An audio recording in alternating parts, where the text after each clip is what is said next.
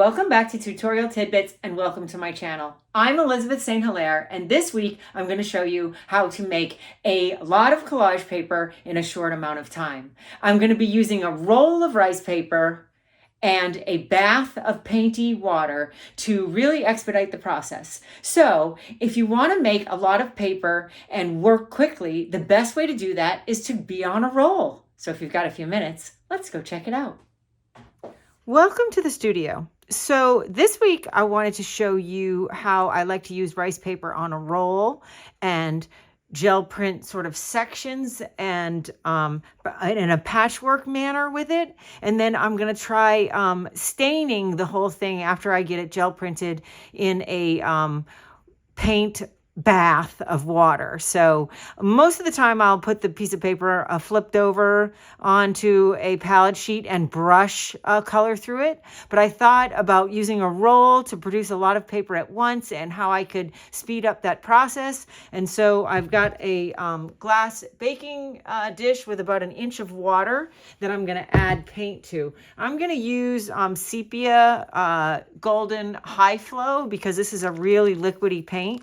But you could definitely use your Fluid Acrylics. This is just even more of a thin paint, and it is a paint that needs to be shook up. If you don't know about High Flow, it is an airbrush paint by Golden, but people use it for much more than airbrushing. But it's got a metal ball in it, like the old nail polish bottle, and you need to shake this up and get the ball moving in order to get the pigment all suspended. So it's important that you always shake High Flow. You do not need to or want to shake Fluid Acrylic. They are formulated to stay suspended, and they have something in them called surfactant, which keeps them flowing. But surfactant is in the family of soap. So if you shake Fluid Acrylics too vigorously for too long, you risk getting a foaming action. And there is no need to shake them because they are formulated to stay suspended. But the High Flow, you want to shake it until you hear that bead ball moving around in there. So I'm going to dump the High Flow paint into the water so that I can quickly run the paper through that colored bath rather than spend time brushing through from the back. And we'll see if we can make paper even faster. And that is the benefit of the rice paper roll. So always when I do these things, I deal with paint that's not open. All right, we're back. So I'm going to dump this into the water. I'm going to dump all of it in there. Why not? Okay. So now I've got a nice sepia toned water bath. I'm going to stir that up a little bit. I figured this would be nice and neutral and would go well with my colorful colors. So we'll let that blend a little bit. And the colors that I want to use today are Pyrolle Orange, Pyrolle Red Light, Naples Yellow, and some Iridescent Copper. So I'm going to be in warm tones, and the brown paint that I'm using is a sepia. So that is a warm brown. So hopefully that will make for a nice color combination. So the key to the Yasotumo rice paper, this is exactly the same rice paper that is in my favorite and our favorite 9x12 pad. But this is 8 inches by 20 feet. So it's quite a lot of paper, and it is exactly the same paper, like I said, that's in the pad. It's got a smooth side and it's got the rough side. So as usual, you want to put the smooth side down on the plate. Now you can see that this is matching up right up to the plate, and that's because I'm using my original 8x10 plate. As a matter of fact, I'm going to put this vertical. So I'm using the original 8x10 plate. That allows me to line. No, I'm going to go horizontal. I'm so used to printing horizontal. So I'm going to use my 2 6-inch Speedball Deluxe brayers. Usually I use one for warm color, one for cool color. Pretty much all of this is warm color, so maybe I only need one. But you can see that I keep them one for warm and one for cool. That way, if I don't get them completely cleaned off, I don't get purple contaminating my yellow. So the original, the OG 8x10 gel plate with the 8-inch by 20-foot roll of our favorite rice paper. Smooth side is going to go down onto the plate. I'm using 3 different stencil designs of mine, stencils and masks. So this is a stencil called Rose Matter. This is a mask called Eyes on You from my Peacock collection. And this is a stencil called Railroad Stax. I thought that was a good combination. I like to typically combine geometric or rectilinear with curvilinear. So this is curvilinear because it's curved lines, rectilinear because it's pretty similar, as close to squares as I get, and then an even more curvilinear mask to go with the curvilinear stencil. So I picked these three to work together specifically for this project. And like I said, I want to do sections and overlap and moving around. And I really think that the rice paper on the roll is going to let me kind of work quickly and print more paper faster. And that is the benefit of having it on a roll. So without further ado, let's start with some Pyrolle red light. We'll put that out in a thin layer on the plate. Don't ever worry about lines from the edges of your brayer. They will come out when we layer our prints, but if you want to try to roll them out, you just lift with a light touch. You don't press down and roll. That's how you get the lines. You just want to go with a light touch and lifting up as you roll out with a real light touch. That'll help to get some of those lines out. I don't worry about them though, because we're going to be layering and you probably won't see them. So first we're going to start with the railroad stacks. And I'm going to print sections. So rather than printing the whole thing, I want to print sort of pieces and parts with the stencils and masks. And you'll see I'm starting on white. I never start on white. Those of you who have been following me for any length of time know that I always start on a light colored solid. But this white is going to allow our sepia bath to show through in the white spaces. So we want to leave some white area for the sepia bath. So we're going to just roll out here and move around and sort of create this in sections rather than in full 9x12 or 8x10 sheets. So there we've got some of that. Now, you know, we've got a ghost print here. But I think that we've got a pretty good amount of that. We could use the ghost print though. We should do some. So we'll come in here. And however you want to arrange these sections is kind of fun and interesting, I think. Okay, so we're getting too much of railroad stacks. That's what I was afraid of. So I'm just going to roll it a little further out and pull that print, and we'll work in the bottom length that you can actually see in the video. I mean, I can go 6 feet across my desktop table here, but we can't get it all in the video. Okay, so I'm going to then, in the interest of cleaning the plate, I'm going to come to our favorite sketch paper pad because I don't want to waste any paint. So, and again, this is exactly the same paper that's in the roll, and I'm just going to pull a print with the Naples yellow to clean the plate and get me back to a blank. So this brayer's got the red in it still. That would be another reason for the second brayer, because I don't really roll them off. Okay, so this is just to clean the plate, a cleanup sheet, but everything is potential collage paper. So I'm just going to use this to clean. And that is the benefit of this rice paper. That smooth surface takes all the paint off. We're back to clean. And we've got a great base layer for another collage sheet.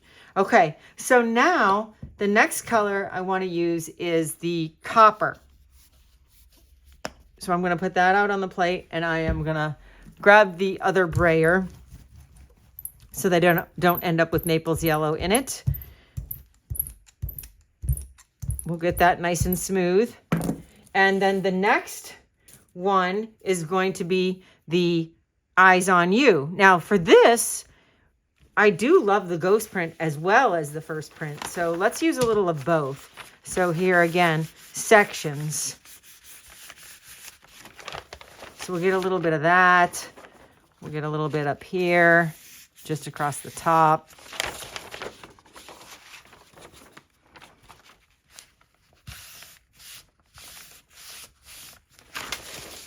A little bit there. Let's put a little bit over this. There's nothing that says you can't intersect these areas as well, overlap. We just want to make sure that we leave a decent amount of white space for that sepia bath to come through. That's looking good. And then I think I'll just use the first print of this and we'll transfer the remaining onto that cleanup sheet. Okay, so we're back to clean. I'm feeling like the Pyrolle orange and the Pyrolle red light are pretty close in color, but let's do it anyway, and then we'll see if we want to put some teal, okay? Because I was trying to stay with warm. Stick with the program, right? Stick with your first thought. Okay, so now I'm going to come to the Rose Madder stencil, and we're going to put a few sections of that. So, ooh, that orange is quite nice.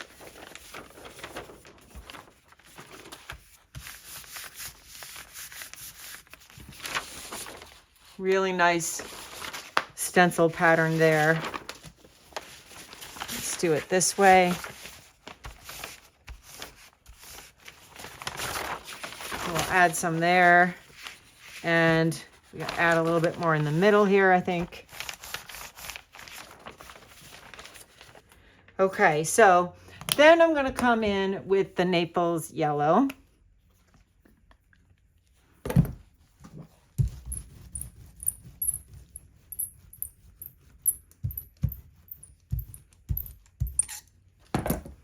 And I think I'm going to use the Rose Madder stencil again. We'll add a little yellow to this.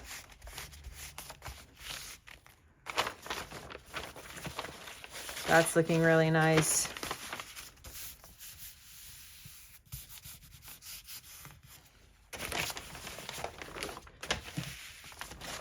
And you can overlap with a previous section print. They don't have to be all separate. Ooh, that's looking really good. Like, I'm feeling like we could definitely add a bit here.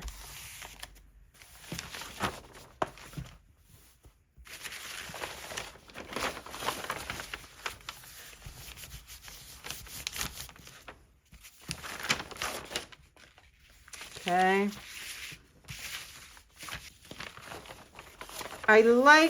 I think I would like to put, no, I was going to say we could put a little more copper on it. Yeah, I think we could put a little more copper on it. And then we'll go for the color bath. So if you weren't trying to stay on camera, you could just keep rolling this paper out. You see, I've now got about 4 feet of stuff going on this roll, and it is all together, so it's working quickly and allowing me to keep moving, and that, when you're trying to make a lot of rice paper, works really well. So let's come in here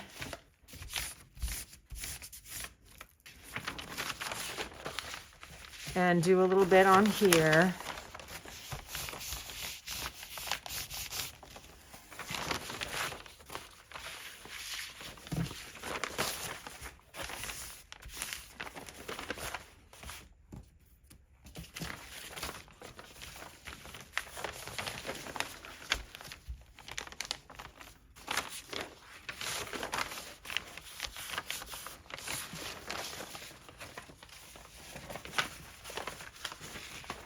Okay, I think that puts us in a good spot. Let's clean, see if we can pull that off.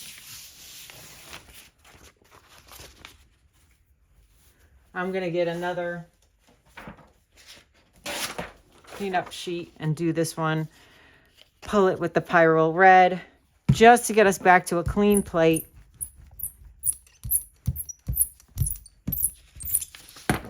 And to produce another sheet of warm color collage paper. It is the nice smooth sized surface of this paper that pulls all of the paint off the plate. And we got a little bit of sticking. I hate it when that happens. It's a little bit humid out here, and I think that's the reason. So we're just going to flip it over. Now, when you get paper stuck to your plate, really the only way to get that off is to run it under the water in the sink. The tape will not take it off. So we'll just save it to run it under the water in the sink. We'll flip it over. We've got another side. And I think, though, that we're good with what we've made here now. We've got multiple colors, multiple patterns, and enough to put in the bath. So I'm just going to roll this up, and we're just going to work with a manageable piece of it for the camera. But remember, you've got 20 feet to work with. 20 feet. Okay, so let's set this aside. And I'm going to bring out a sheet of palette paper. This is my nonstick craft mat. I could certainly just drag the paper through the bath and let it dry on the table and overnight because it'll peel right up off of this. Nothing sticks to it. But in the interest of, I don't know, keeping this palette sheet, I can put the wet paper on this and move it out of the way. And if I wanted to keep working, I still have my surface. If I put the paper down on my surface, I would have to walk away for the evening until it was done tomorrow. And that's certainly an option. But I'm just going to use the palette sheet so that I can move it out of the way. And then if I wanted to keep on working, which is the main goal of all of this stuff on a roll, I could just do that. So I've got my palette sheet and I've got my bath full of sepia high flow fluid acrylic with about an inch of water. And this is about a 10 by 14 Pyrex glass pan. So we're going to just stain the paper by running it through. Let me see if I can get it so you can see it here. Let's zoom out a little bit. Out. Okay, here we go. So we're going to just stain the paper by running it through the bath, and then I'm going to let it dry on the palette sheet. And I've made it so it's manageable. Okay. So we're just going to put the paper in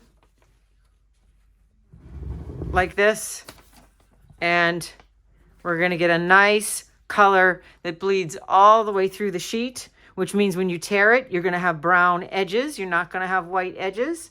So we're just going to take that out of the stain bath and put it onto the palette sheet. Now, this is going to be a little bit lighter, I think, than if you brushed it through the back, because I would add less water when I brushed it through the back. So this is going to be a little bit lighter of a stain, but look at how quickly I can get that color soaked all the way through, and I can save this bath for tomorrow or future prints. And I'm just going to lay the rice paper. Now, you don't want it overlapping each other. It's got to be on that plastic surface.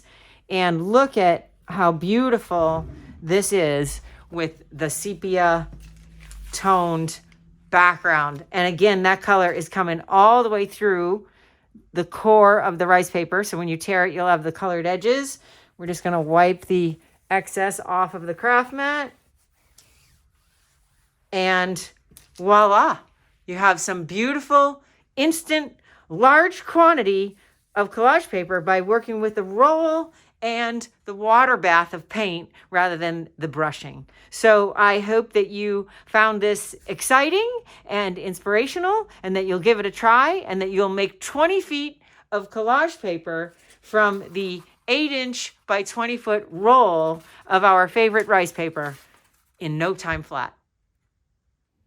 Well, the roll really is a time saver. I hope you found this week's tutorial tidbit helpful. I hope you'll consider subscribing to my channel and maybe even checking me out on Patreon. Patreon supporters are the people, and you know who you are, who make these free tidbits possible.